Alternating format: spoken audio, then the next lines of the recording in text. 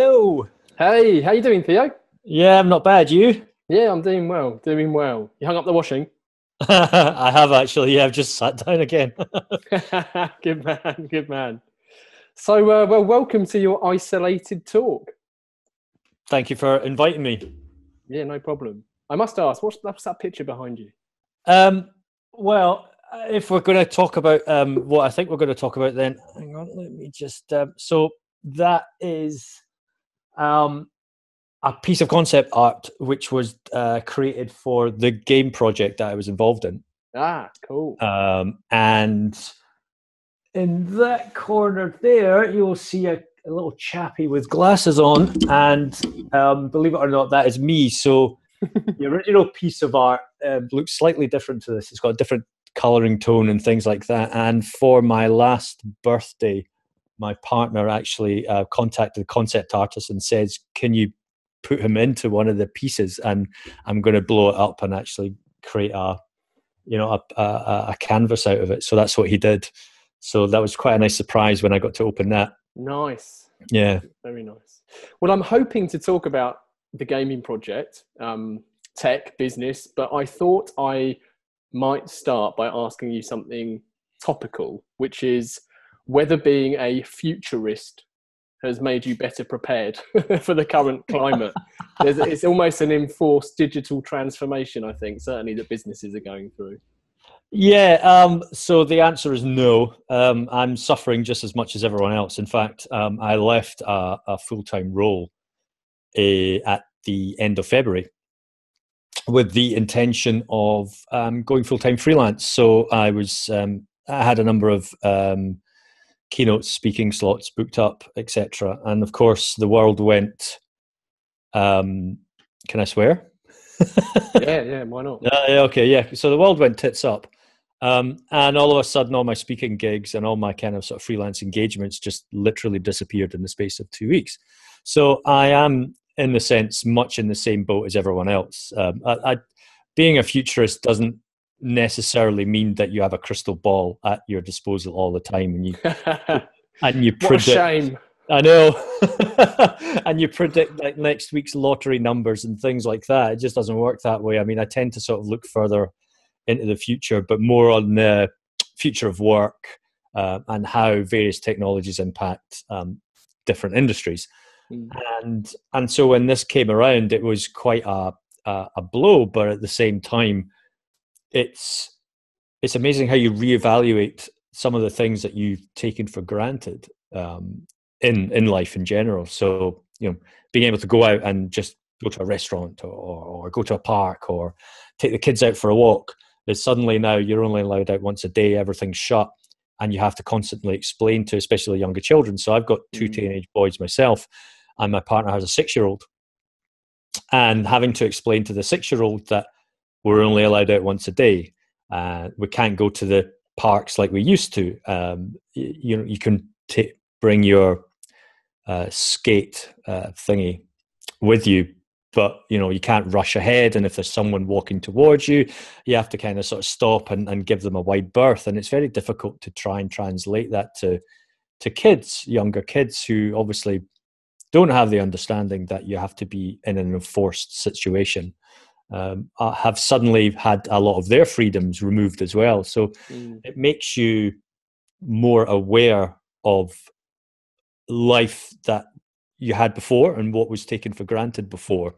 And funnily, and I've started to consider when this is over, or certainly when we come to the hump of the lockdown and things are moving in the right direction to let us back out, what kind of habits I want to keep and which ones I want to break.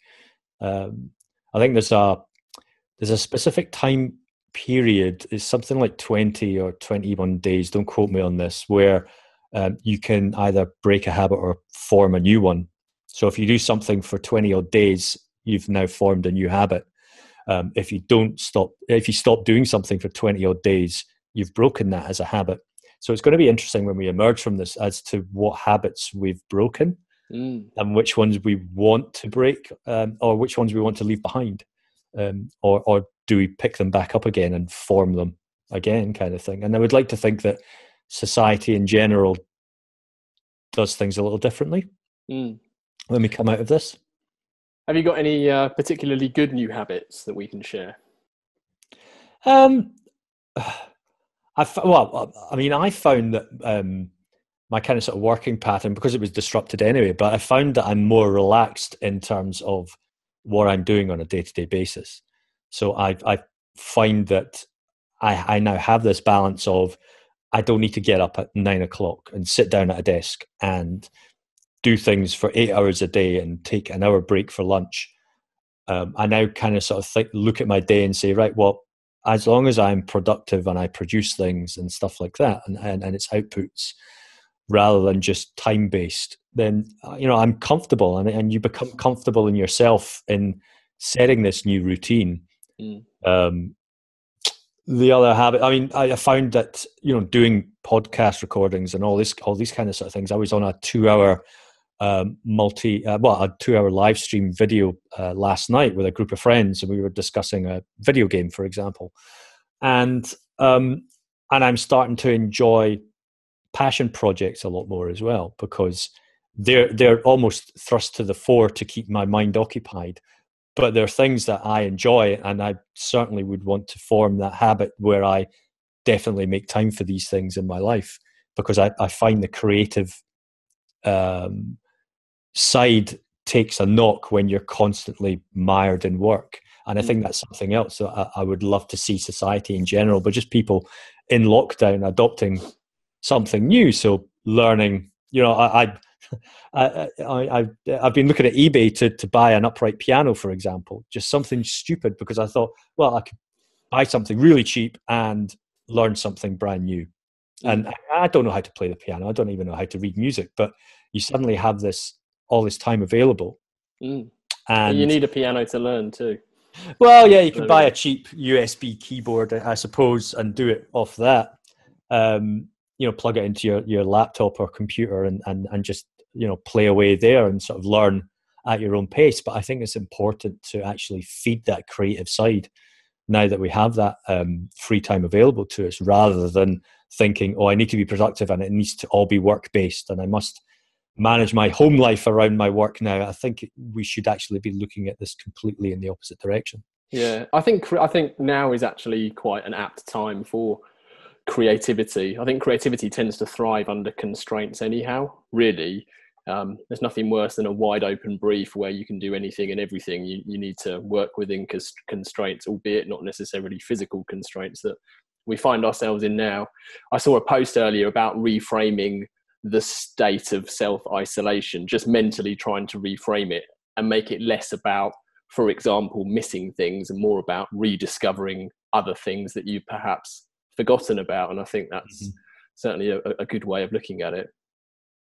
Oh yeah, no, absolutely. And again, it goes down to I saw this slide which I shared on LinkedIn a couple of weeks back, and it reframed the whole working from home situation. Whereas you're not working from home, you're remotely working in your own home environment under a really difficult situation, and this is how you should actually sort of approach life now, especially just now under lockdown, which is. It's not about working from home, and it's not about emulating that office environment to feel comfortable about thinking that you need to be productive, and productivity has this pattern and habit around it, which is get up, shower, cup of coffee, sit down, not move, and then leave, kind of thing. And you cannot emulate that when you're literally sitting in your home environment and you have all this going around you, kind of thing. Before this call, I was hanging up the washing, I was doing different things, housey chores and stuff like that. We don't have the 6-year-old here with us this week, but if this was recorded next week, he'd be wandering about and asking me questions. Do that? Who's that dude? The kind of sort of thing. Yeah. So, and I think we have to start accepting that this could be part of our life going forward.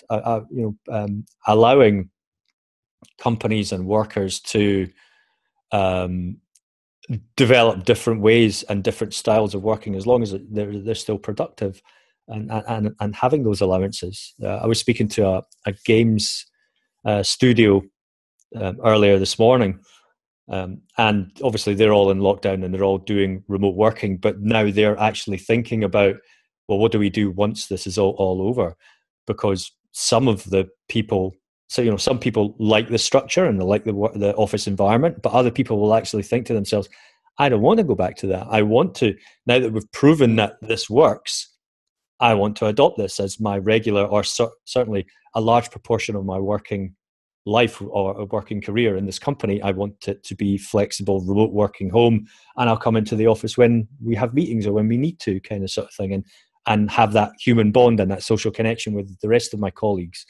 But for the majority of the time, I've got my routine. I've formed a new habit, and I think companies need to sort of recognize that as well. My best friend, one of my best friends, Ollie, he told me last weekend that he saw the current climate as peak Ollie conditions, because he says he's fitter and healthier than he ever has been. He's just turned 40.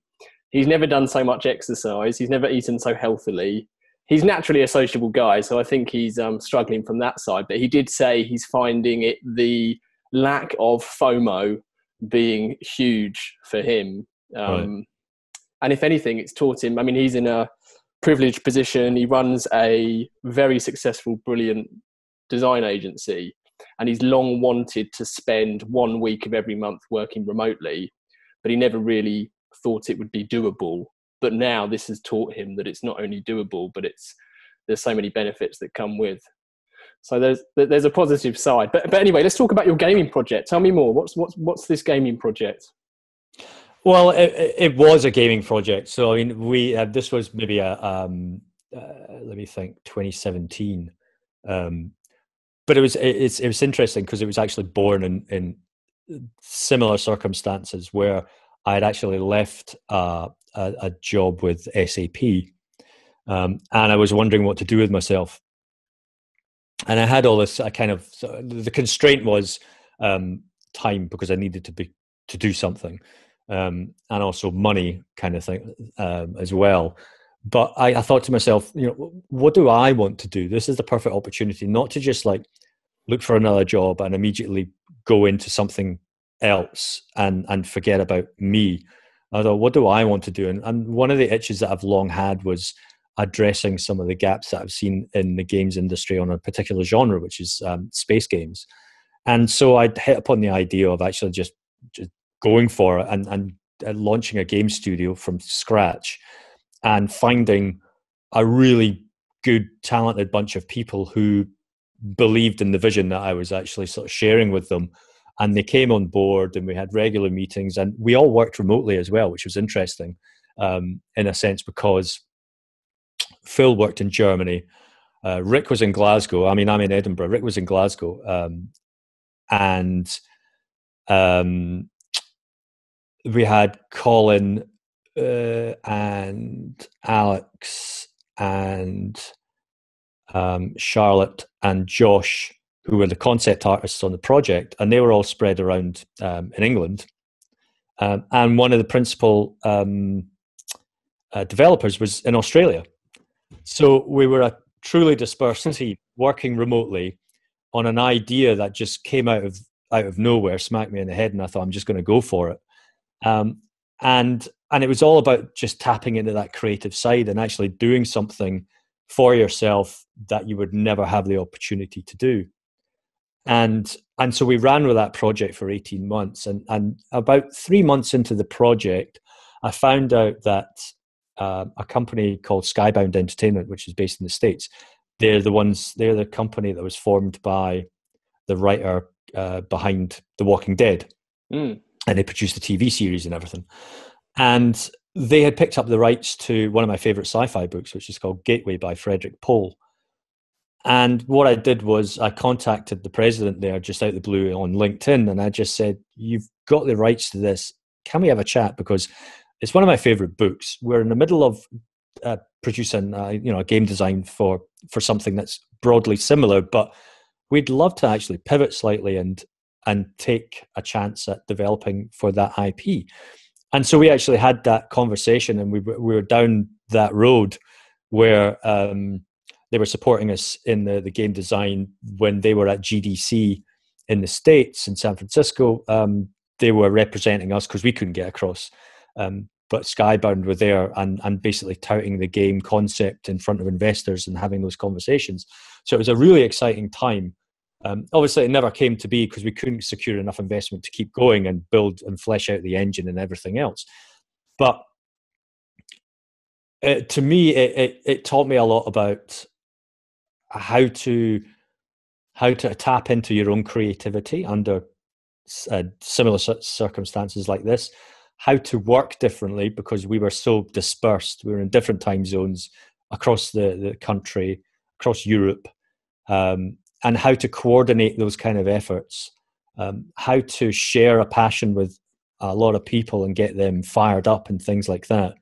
And then also sort of understanding the power of your own, I guess, your own network and your own sense of worth. So if I had just approached this as, Theo, the guy from Edinburgh, and sending this guy from, the president of Skybound Entertainment a message saying, I'm doing a game, do you fancy having a chat? He would have said no. But because, I tapped into the fact that, well, actually, I'm Theo, the guy from Edinburgh, but I'm Theo, the guy who has 20-year career working in software development, who does keynote talks about technology and things like that. And you suddenly understand, well, do you know what? Me as a person, doing something completely different, I do actually have that kind of value that I can bring, and that kind of industry standing. So if you believe in yourself in a sense, you can make those connections. I mean, you can break those barriers down and have conversations that you didn't think you could have before. And I think, it taught me a lot. And again, I'm starting to have these conversations again under these kind of conditions where I'm doing things that are creative, and I'm also having conversations with studios and things like that about other ideas, because I understand how to be able to approach these things. I've done it once before. I tried it. It didn't work the first time, but I can try it again. And that's the other thing as well, that you shouldn't, even if you failed the first time and fail spectacularly, it shouldn't stop you from trying later on down the line. It might not have been the right time for it. I'm a big fan of failing. I've done it for years. But, but you learn through failing, don't you? That's the whole point. And no one ever succeeded without failing. So take it head on. Yeah, I mean, I came at the industry, in the games industry, completely left field, because I had no experience other than being a gamer, and that's just not enough. But what I did was I looked at the experience that I did have in a career, and I said, right, okay, well, what I've done in the past actually lends itself to production. And then the other side is, well, actually, there's the production side, which is understanding the planning and the coordination and the budgeting and things like that. And then there's the other side, which is, well, it's actually my idea, and I'm now beginning to understand the whole creative side of things. So how to take art direction and give that to people, how to take music direction and give that to people and get that back and package it all up and take it to, a company to say, we've got this. Is it interesting for you, kind of sort of thing. So, the learning curve for me was trying to break some of the industry norms and the industry processes, thinking I could do that first time round. And obviously you can't, because every industry is completely different. And that's where, the failure happened, I think, for me, and for the concept itself, but not for lack of trying, or not because the project wasn't viable enough as well. It was just simply I approached it in the wrong manner. Can I do it again? Well, sure, I could. I just have to sort of tweak that process for me, and say, right, I can't attack it in the same way. I have to accept that this is the way the industry works, and I need to basically alter the way I think to match how that is, and make it a success the next time round, or certainly get further forward the next time round.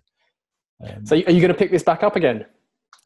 Funnily enough, I did speak to Skybound again and asked them where they were with their TV series, and it's still in the writing process. So the TV series still hasn't been kicked off, and obviously under these circumstances, it's not going to kick off into production anytime soon either, because I think, the whole sort of TV and Hollywood and film industry is on a bit of a downturn just now. But yeah, I can see that I would probably say in the next year, 18 months, I could probably see me taking another crack at it again. Or certainly if I land a position in a game studio, for example, one of the bigger ones, actually pitching it internally and then seeing where that goes. Good stuff. Yeah, no, it's important to try these things. So hats off. Yeah, and I think that's, again, we're, the slightly different circumstances this time around, but I think people have this available time to them just now because life is so topsy-turvy. I say actually use that to your advantage. Adopt your working pattern, or if you have a working pattern right now, you could be sitting furloughed or actually be made redundant, and that's a horrible situation to be in. But at the same time, you now have this time available to think about, well, what could I do now that this time is available for me to learn something new or take my experience that I've got and apply it something else. And I think that's the great part, is understanding that, understanding the experience that you have and then seeing some commonalities in other industries and saying, well, actually, all that skill is actually transferable into something else, and I want to give that a crack. And I think we're now in this new world where I think people are going to be more receptive to giving people opportunities like that, rather than the sort of cookie cutter. It must adhere to my job description, and your CV must match it in terms and words and structure and things like that.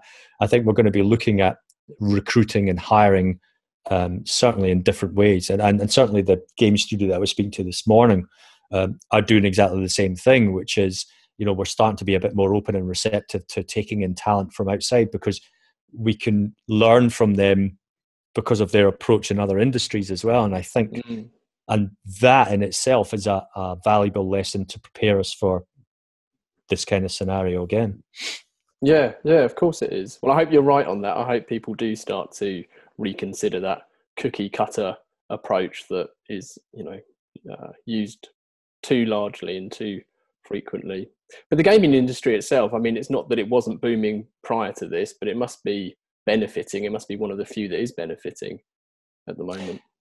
Yeah, so we've seen a couple of reports already about the hours of play skyrocketing up, almost as much as Zoom has become the darling of the remote working world, because everyone's got this time available now, and certainly the people, unfortunately, who've been laid off or furloughed, they've turned to other forms of entertainment to keep them occupied, and whether it's binging on Netflix or Disney Plus, gaming is certainly, on mobile or on console. I've got consoles here. You turn to it for short blasts or to form different communities, because obviously there are online games that allow people to have social interaction, so that people are turning to different forms to get to remain human in a sense. The games certainly from, I think that it's a double-edged sword, because the physical side, so the shops like Game and things like that, GameStop and whatnot, I think they're taking a bit of a battering because we can't get to them, and so people are turning to basically purchase stuff online, and that's going to be quite an interesting turn in the industry itself, to see where the revenue models are going to turn, and physical media going down and online media and the way purchasing will go up.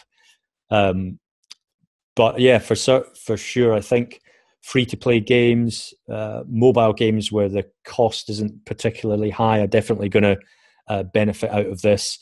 I think some of the AAA titles might struggle a little bit because of the availability of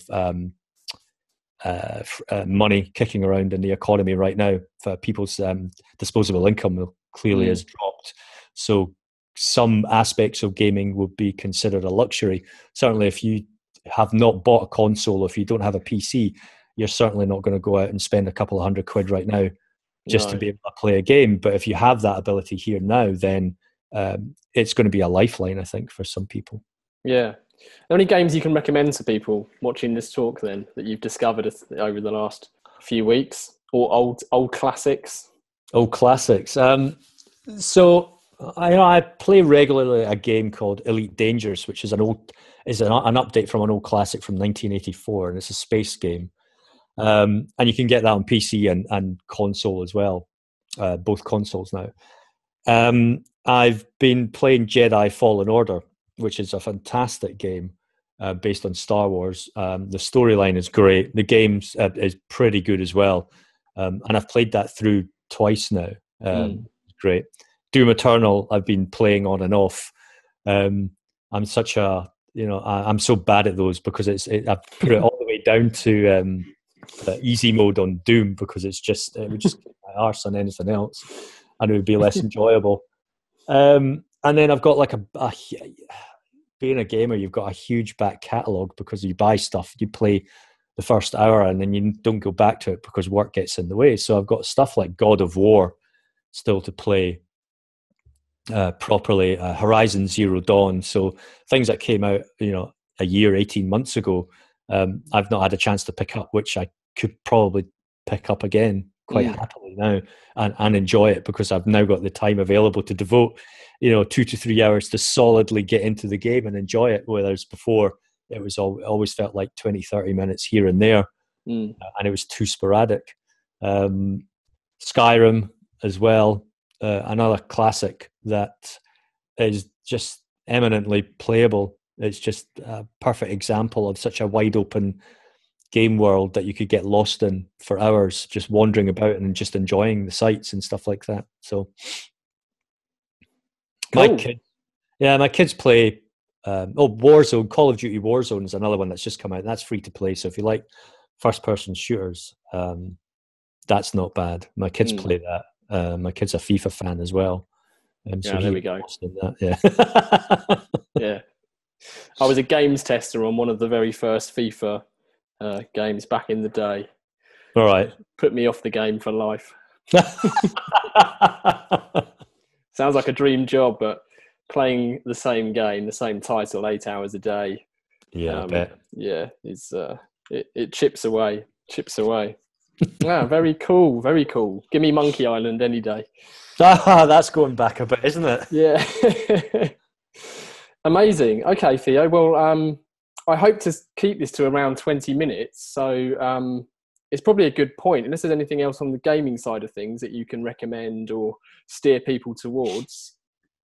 Nothing that I can think of. I mean, one of the subscription services like Game Pass, for example, if you've got an Xbox, I think it's actually been really useful for discovering new games. I mean, obviously you could actually just pay for it for 1 month. I think it's about £8, £9. So, you could pay for 1 month and actually have access to about 30, 40 titles, full price titles as well. Okay. That I think, it would definitely be worth spending, especially now if we're supposed to be in lockdown for another 3 weeks, 4 weeks, for example, like strict lockdown like this, then a tenner on something like that, if you have an Xbox console, and then having access to all those games, I think is actually a pretty decent value for money and could see you through, this particular phase of lockdown. Yeah. That's good advice. I didn't even know that it had shifted to a kind of subscription model at all, in truth.